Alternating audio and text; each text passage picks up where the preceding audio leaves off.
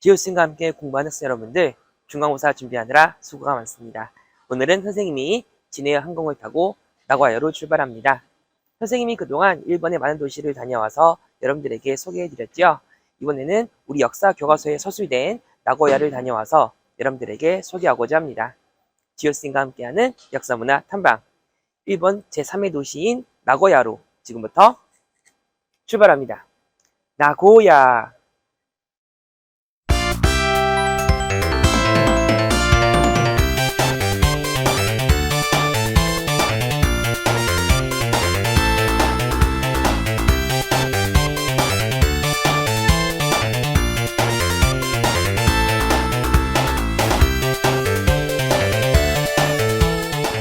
오하요. 선생님이 드디어 나고야에 도착하였습니다. 선생님이 나고야에 떠난다고 했을 때 다들 의아하게 생각했었지요. 사실 나고야는 도쿄, 오사카에 이은 일본의 3대 대도시입니다. 그만큼 일본을 대표하는 도시라 할 수 있는데요. 지금부터 나고야에 대해 살펴보도록 할까요? 나고야는 아이치현의 최대 도시이며 일본 중부 지방의 중심 도시입니다. 그래서 나고야의 공항 이름인 센트레아 중부공항 역시 여기서 따온 이름입니다. 또한 인구도 도쿄, 요코하마, 오사카에 이어 일본에서 네 번째로 많은 도시지요. 특히 수도권과 오사카 권역에 이어 주쿄 공업지대는 일본 제3의 경제권으로 형성되었습니다. 그래서 나고야는 공업도시의 면모가 두드러지는데요. 여러분들도 많이 들어봤을 브랜드인 토요타, 린나이, 브라더, 노리타케, 야마하 등 본사가 나고야 인근에 있습니다. 만약에 여러분들이 선생님처럼 자동차에 관심이 많다면 토요타 자동차 박물관도 추천해드리고 싶네요. 또한 다음 아시안 게임의 개최지도 나고야이니 앞으로 동아시아에서 나고야의 명성과 위상은 더욱 올라갈 것입니다. 나고야는 B급 미식의 메카로 알려진 도시인데요. 왜 B급이란 타이틀이 붙었는지 알고 싶죠? 아, 갑자기 배가 고파졌다. 좋아, 가게를 찾자. B급이라 붙은 이름은 음식 수준이 아니라 저렴한 가격으로 인한 특징에서 비롯된 말입니다. 나고야는 미소를 이용한 음식이 많은데요. 나고야의 여름이 더워서 음식을 짜게 먹는 경향이 반영된 결과라고 하네요.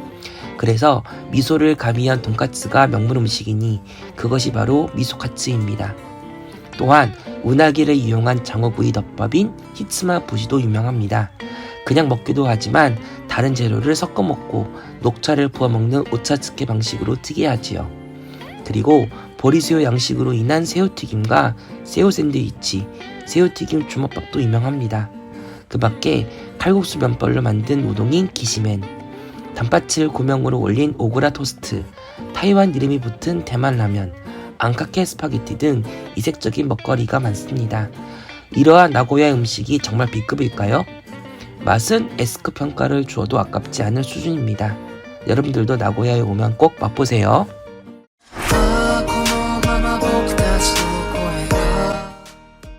나고야는 일본의 주부 지역에 있습니다. 그래서 에도 시대 당시 수도의 에도와 교토 사이에서 중요한 거점으로 성장하였는데요. 그러한 에도 시대의 당시 문화를 엿볼 수 있는 곳이 나고야입니다. 여러분들은 신카이 마코토 감독의 애니메이션인 너의 이름은을 알고 있나요? 이 애니메이션의 촬영지가 이곳 히다쿠르카와와 다카야마 마을입니다. 시내를 흐르는 미야강을 중심으로 공예품을 파는 가게와 여관, 양조장, 식당 등 건물들은 에도시에 지어진 건물 상태 그대로 남아 있습니다.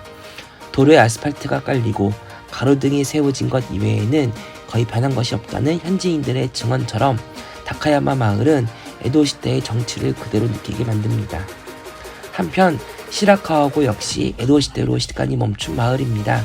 지금도 일본 전통 가옥과 생활 방식을 그대로 보존하고 있어 유네스코 세계문화유산으로 등재되기도 하였는데요. 눈을 쌓이지 않게 하기 위해 광사가 심한 지붕을 지은 가쇼즈쿠리 형태의 가옥이 이색적이고 양잠으로 생계를 이어가던 주민들이 사용하던 자재들이 그대로 남아있지요. 조금은 투박하고 단아하게 느껴질 수 있어도 에도시대 당대 생활상을 그대로 보여주는 소중한 문화유산인 것입니다. 이곳은 나고야 성입니다. 오사카성, 구마모토 성과 함께 일본의 3대 아름다운 성으로 알려진 나고야 성은 에도幕府를 창안한 도쿠가와 이에야스가 축조한 성인데요. 그야말로 에도幕府역사를 상징하는 성이라 할 수 있겠습니다. 세키가하라 전투 이후 도쿠가와 이에야스는 도요토미 가문을 압박하고자 나고야 성을 쌓습니다. 이후 메이지 유신과 태평양 전쟁에 의해 건물이 훼손되고 다시 복원하여 지금에 이릅니다. 하지만 최근에 내진 보강 공사로 천수각은 또다시 장기간의 공사에 접어들었는데요. 일본 내 최대 크기인 천수각과 아름다운 혼마루 등은 비록 에도 시대의 원형의 모습을 간직하고 있지 않지만 도쿠가와 이에야스의 굳은 뚝심과 자부심을 보여주는 상징이면서 동시에 문화유산 복원을 위한 일본인들의 노력에 의한 결실임을 잊지 말아야 할 것입니다.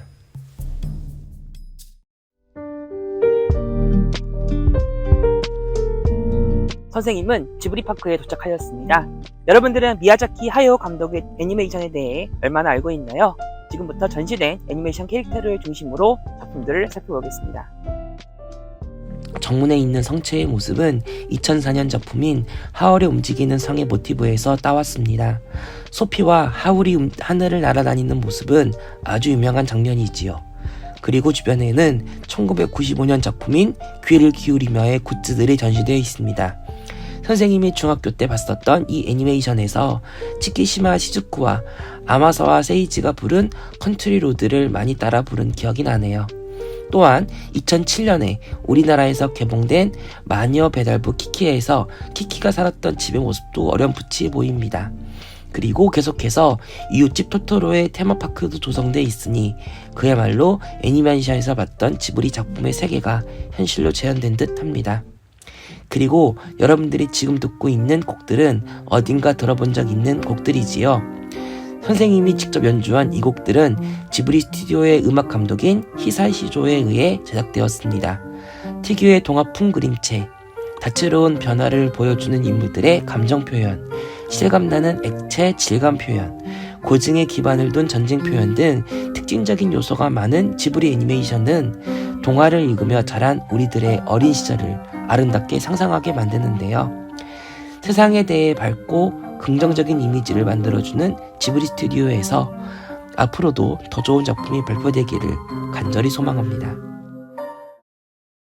선생님은 센트레아 나고야 주국제공항에서 인천으로 출발합니다. 에도시대, 공업도시, 지브리파크 등 나고야는 과거와 현재의 일본을 형성하는 역할을 수행한 도시임을 보여주었으며 앞으로도 많은 주목을 받을 것으로 기대합니다. 또한 우리나라의 다양한 도시들도 나고야의 성장 요인을 참고하여 나고야에 괜찮만한 한국의 좋은 도시들이 형성되기를 선생님은 기대하고 싶습니다.